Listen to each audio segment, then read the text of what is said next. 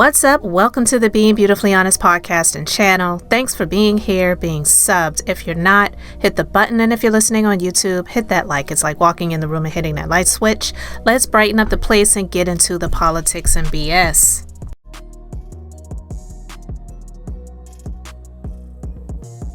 Recently, I made the decision that for now, I don't want to go back in the system. I think it's broken. I always believed that as fragile as our democracy is, our systems would be strong enough to defend our most fundamental principles.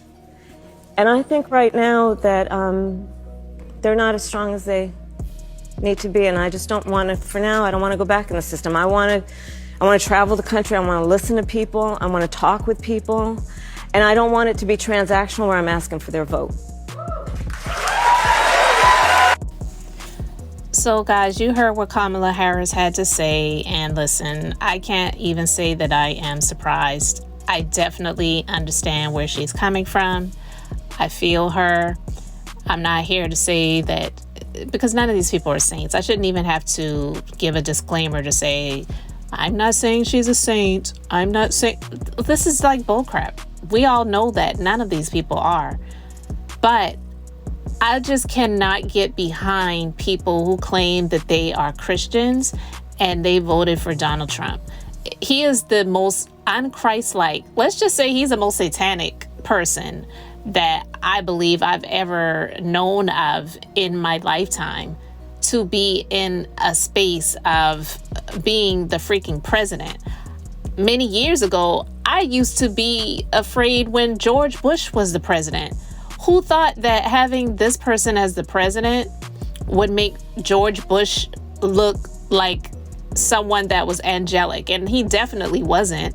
But I'm just saying, it's like the things that Donald Trump has said and definitely done, it's kind of wiped out the memories of the fear that a lot of us had and experienced under the George Bush administration. It was so bad, guys, that people were cheering when he and his wife and whoever else it was walking towards the helicopter when Obama was taking over. And again, I'm not saying that Obama was the best thing since sliced bread either. Like, we shouldn't have to preface saying these things to say that Donald Trump is a terrible person. This dude is doing so many things to pretty much rewrite history and revert things that were put in place to be a benefit to others besides just white men. And it's like crazy that, are we really in 2025? It's like the Twilight Zone right now. But you heard her say she's done with the political system for now because it's broken. She said, I think it's broken. No, sis, it is. It's 100% broken. It's broke. The person that they have in office right now is a convicted felon. He allegedly has been doing things like Jeffrey Epstein. I'm just going to put it like that. No one is going to convince me otherwise. Nobody. No one can convince me otherwise. We're not talking about someone that just had someone like this in their family or knew someone that was doing those things. And it's like, oh my God, I had no idea. That's terrible. He was hanging out with the guy. They ran in the same circles. They were doing the same things. And no one is going to convince me otherwise that he wasn't indulging in the same things that Jeffrey Epstein was indulging in. I'm saying I believe that. I don't have any proof of it, but I'm saying I believe that because the man owned women's and girls' pageants. Like, are you kidding me? That to me is like, you're supplying.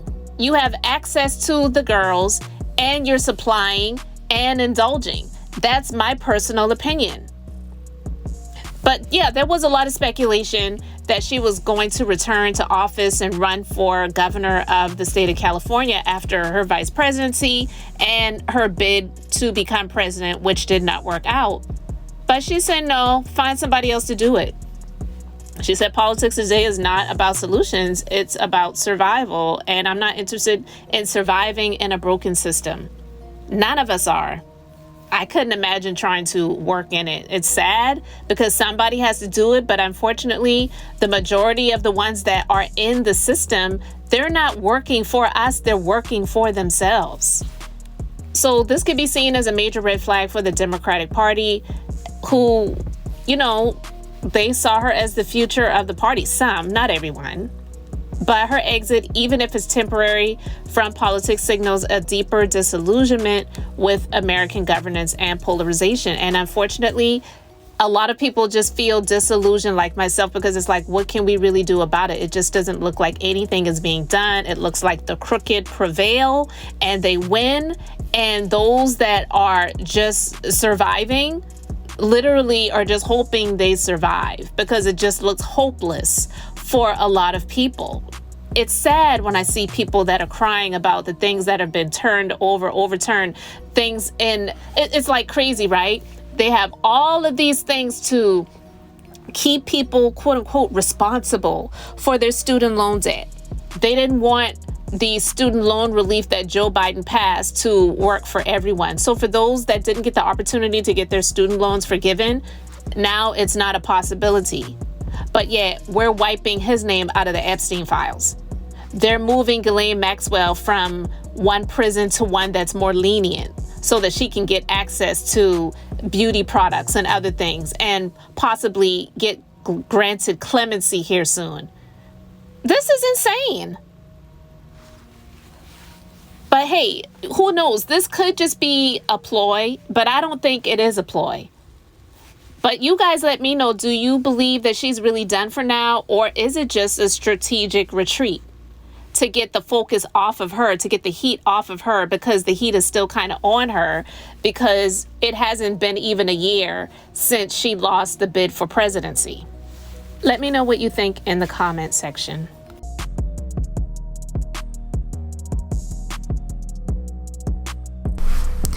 Thanks for being here, liking, and subscribing. I'm Beth, just being beautifully honest. So until next time, I wanted to keep it brief, beautiful, and now I'm going to say bye.